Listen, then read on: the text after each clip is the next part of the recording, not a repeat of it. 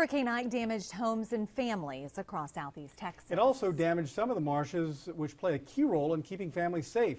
KFDM's Justin Hinton explains what biologists are doing to restore safety to the area 5 years later.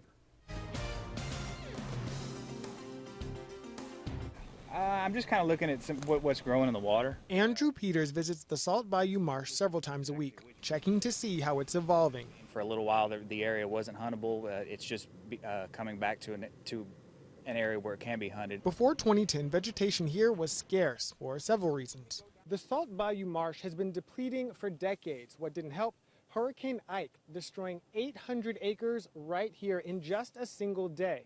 But biologists with the J.D. Murphy Wildlife Management Area are working to fix that. As soon as this grass disappears, the soil elevation drops and nothing can come in behind it because it's too wet for new plants to germinate. So in 2010, biologists began pumping silt into the sinking marsh, bringing it back to an elevation where plants can grow.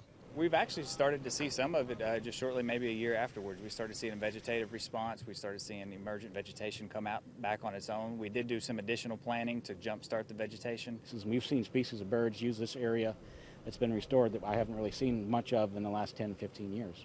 A benefit not just for the men in this room learning the new regulations of waterfowl hunting, but also for the families who live in areas surrounding the marsh.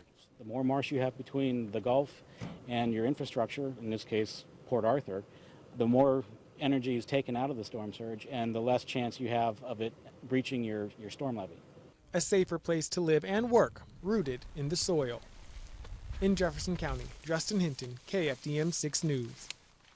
Biologists say they'd like to see more fresh water in the Salt Bayou Marsh. It would help the plants grow, which in turn would absorb more energy during storms.